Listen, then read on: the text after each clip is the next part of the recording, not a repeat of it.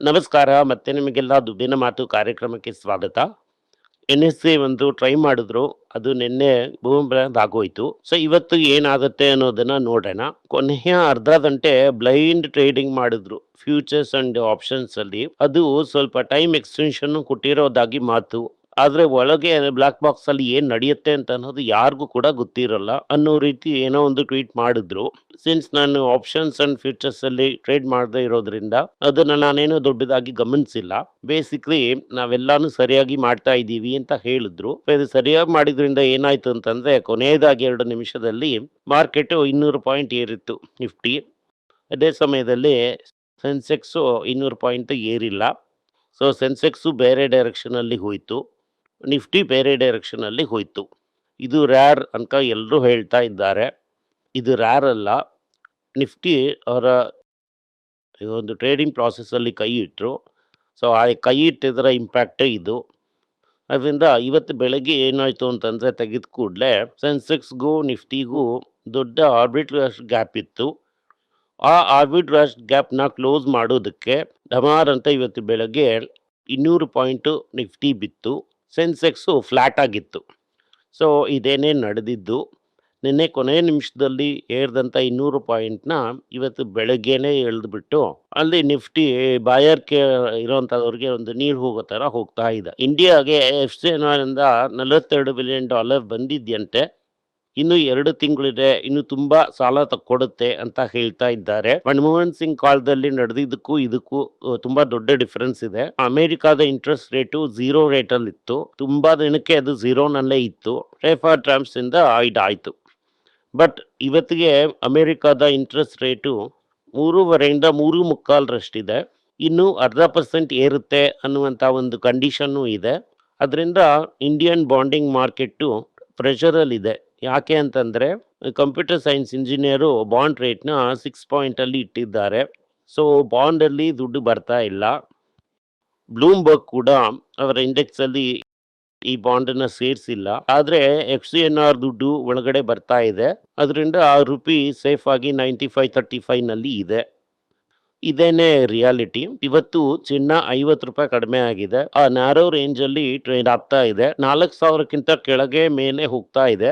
ಈಗ ಸದ್ಯಕ್ಕೆ 4,000ಕ್ಕಿಂತ ಮೇಲೇನೆ ಇದೆ. 4,000ಕ್ಕಿಂತ ಕೆಳಗಡೆ ಇಲ್ಲ. 4,200ಕ್ಕಿಂತ ಮೇಲೆ ಕೂಡ ಹೋಗ್ತಾ ಇಲ್ಲ. ಸೊ ಈ ನ್ಯಾರೋ ರೇಂಜ್ ಅಲ್ಲೇ ಗೋಲ್ಡ್ ಟ್ರೇಡ್ ಆಗ್ತಾ ಇದೆ. ಇದೇನೆ ಗೋಲ್ಡು. ಬೆಳ್ಳಿ ಫ್ಯೂಚರ್ಸ್ ಮಾರ್ಕೆಟ್ ಅಲ್ಲಿ 218 2,18,000 ಅಂದ್ರೆ 218 ರೂಪಾಯಿ 1 ಗ್ರಾಮ್ಗೆ ಬರುತ್ತೆ. ನೀವು ತಗೊಳ್ಳೋದಕ್ಕೆ ಮುಂಚೆ ಮಾರೋದಕ್ಕೆ ಟ್ರೈ ಮಾಡಿ ನೋಡಿ. ಏನ್ ಬೆಲೆ ಅನ್ನೋದು ಆಗ ನಿಮ್ಗೆ ಗೊತ್ತಾಗುತ್ತೆ. ಅದೇನೆ ರಿಯಲ್ ಪ್ರೈಸ್ ಆಫ್ ಸಿಲ್ವರ್. ಇದನ್ನು ನಾನು ನಿಮ್ಗೆ ಹಲವು ಬಾರಿ ಹೇಳಿದ್ದೀನಿ. ಇವತ್ತಿನ ಮುಖ್ಯ ಸುದ್ದಿಗಳನ್ನ ನೋಡೋಣ. ಇವತ್ತು ಮೇನ್ ಮುಖ್ಯ ಸುದ್ದಿ ಏನಂದ್ರೆ ಮುತ್ತೂಟ್ ಯಾಕೆ ಬಿತ್ತು ಅಂತ ತುಂಬಾ ಜನ ಕೇಳಿದ್ದೀರಾ. ಮುತ್ತೂಟ್ ಬಿದ್ದಿದ್ದಕ್ಕೆ ಕಾರಣ ಏನು ಅಂತಂದ್ರೆ ಮಾರ್ಜಿನ್ ಪ್ರೆಷರ್. ಈ ಮಾರ್ಜಿನ್ ಪ್ರೆಷರ್ ಅಂದ್ರೆ ಏನು ಅಂತ ಕೇಳಿದ್ರೆ ಈ ನೆಟ್ ಇಂಟ್ರೆಸ್ಟ್ ಮಾರ್ಜಿನ್ 100% ಕಡಿಮೆ ಆಗಿ 10.5%ಗೆ ಬಂದಿದೆ. 13% ಇತ್ತು ಮಾರ್ಜಿನ್ನು. ಈಗ 10.5%ಗೆ ಬಂದಿದ್ರಿಂದ ಮಾರ್ಕೆಟ್ ಅದನ್ನ ಪನಿಷ್ ಮಾಡಿದೆ. ಅದರಿಂದ ನಿನ್ನೆ ಮಾರ್ಕೆಟ್ ಬಿತ್ತು.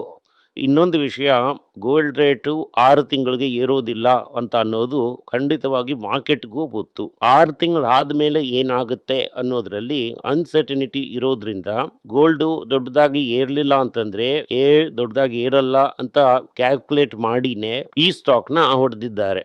ನನ್ನ ಪೊಸಿಷನ್ ಏನು ಅಂತಂದ್ರೆ ಮುಂದಿನ 6 ತಿಂಗಳಿಗೆ 1 ವರ್ಷಕ್ಕೆ ಗೋಲ್ಡ್ ಒಂದು ಬ್ರೇಕ್ಔಟ್ ಕೊಡೋದು ಕಷ್ಟ.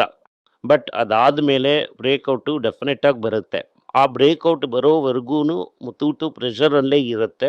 ಮಣಪ್ಪುರಂ ಈಗ ಒಂದು 85% ಗೋಲ್ಡ್ ಇದೆ. 85-88% ಅವರು 95% ಗೋಲ್ಡ್ ಆದ್ರೆ ಮುತ್ತೂಟ್ಗೆ ಏನ್ ವ್ಯಾಲ್ಯೂಯೇಷನ್ ಇದೆಯೋ ಅದೇ ವ್ಯಾಲ್ಯೂಯೇಷನ್ ಮಣಪ್ಪುರಂಗೆ ಕೂಡ ಬರುತ್ತೆ. ಅದರಿಂದ ಮುತ್ತೂಟ್ ಬಿದ್ದಿದ್ದಕ್ಕೆ ಈ ಮಾರ್ಜಿನ್ ಪ್ರೆಷರ್ ಅನ್ನೋದೇ ರೀಸನ್. ಸೊ ಇದೇನಾದ್ರೂ ಈ ರೀತಿ ಕೆಳಗಡೆ ಬಂತು ಅಂತಂದ್ರೆ ಕನ್ಸಿಡರ್ ಮಾಡುವಂತದ್ದು ನಮ್ಮ ಒಂದು ಕರ್ತವ್ಯ. ಸೊ ಕೆಳಗಡೆ ಇಳಿತಾ 1-2 ಅಂತ ಕನ್ಸಿಡರ್ ಮಾಡುವುದು ಒಳ್ಳೇದು ಅಂತ ನಾನು ಅನ್ಕೋತಾ ಇದ್ದೀನಿ. ಓವರ್ ಆಲ್ ಆಗಿ ನೋಡಿದ್ರಿ ಅಂತಂದ್ರೆ ಇವತ್ತು ತಂಗ ಮೇಲು ತಿರ್ಗಾ ಬಿದ್ದಿದೆ, ಟೈಟನ್ ಬಿದ್ದಿದೆ, ಅದೇ ಸಮಯದಲ್ಲಿ ಇವತ್ತು ಸಾಯಂಕಾಲ ಕಲ್ಯಾಣ್ ಜ್ಯುವೆಲ್ಲರ್ಸ್‌ದು ರಿಸಲ್ಟ್ ಬರ್ತಾ ಇದೆ. ಇವತ್ತು ಡಾಕ್ಟರ್ ರೆಡ್ಡಿ ಕೂಡ ಬಿದ್ದಿದೆ. ಇದನ್ನ ಬಿಟ್ರೆ ದೊಡ್ಡದಾಗೇನು ದೊಡ್ಡ ಮೂವ್‌ಮೆಂಟ್ ಇಲ್ಲ.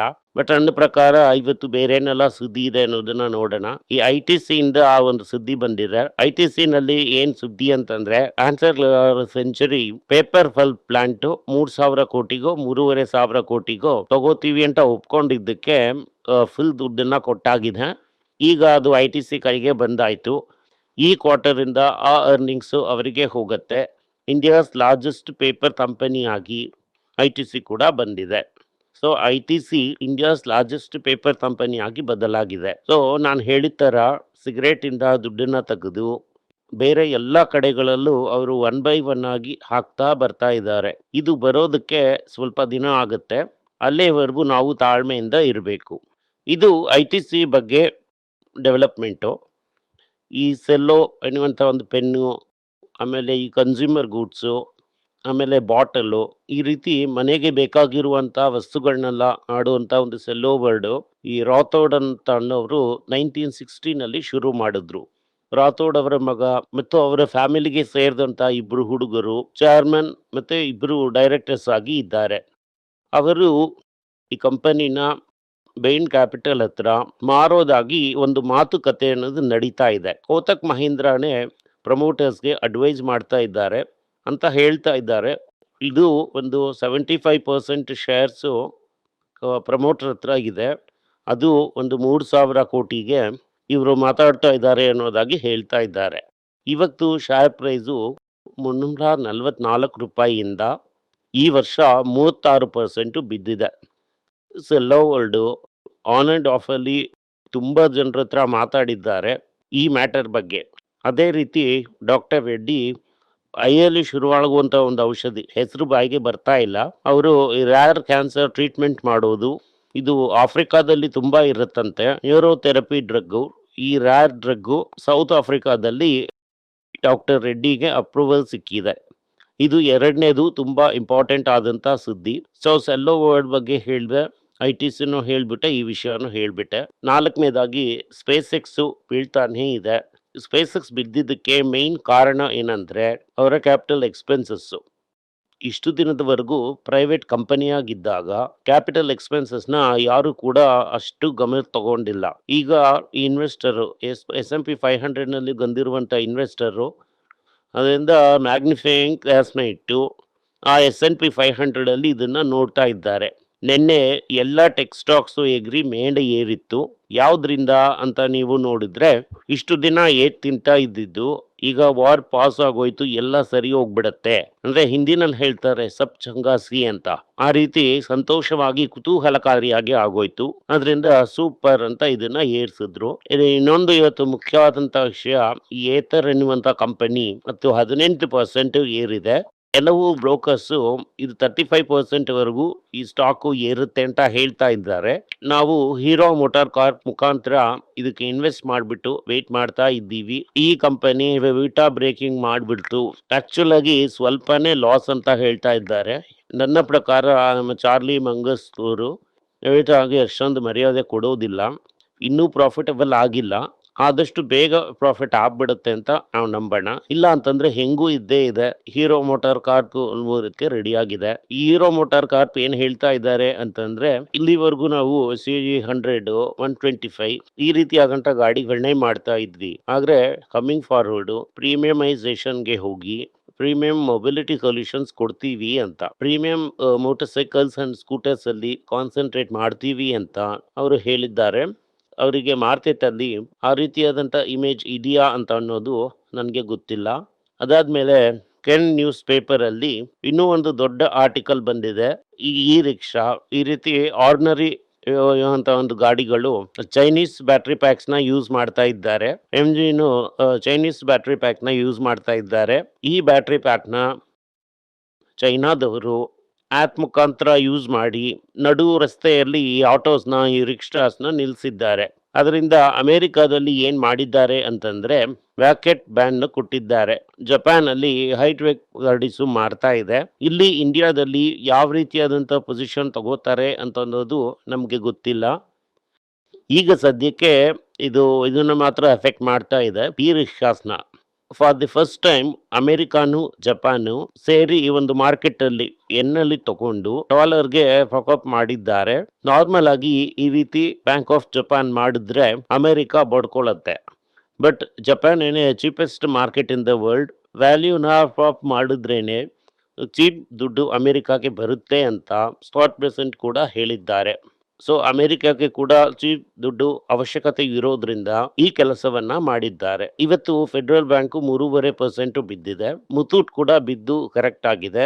ಈ gold related banks, gold loan related banks, companies ಇದನ್ನೆಲ್ಲ ಕನ್ಸಿಡರ್ ಮಾಡೋದಕ್ಕೆ ಇದು ಒಂದು ಒಳ್ಳೆಯ ಅವಕಾಶ ಅನ್ನೋ ರೀತಿ ಇವತ್ತು ನಾನು ನೋಡ್ತಾ ಇದ್ದೀನಿ. ಧನ್ಯವಾದಗಳು. ಈ ವಿಡಿಯೋ ನಿಮಗೆ ಇಷ್ಟ ಆಗಿದ್ರೆ ವಿಡಿಯೋನ ಲೈಕ್ ಮಾಡಿ, ನಮ್ಮ ಚಾನಲ್ನ ಸಬ್ಸ್ಕ್ರೈಬ್ ಮಾಡಿ, ಬೆಲ್ ನೋಟಿಫಿಕೇಶನ್ ತಟ್ಟಿ. ಈ ವಿಡಿಯೋನ ಸಾಧ್ಯ ಆದರೆ ನಿಮ್ಮ ಸಂಬಂಧಿಕರಿಗೂ ಸ್ನೇಹಿತರಿಗೂ ಕಳಿಸಿ. ಧನ್ಯವಾದಗಳು.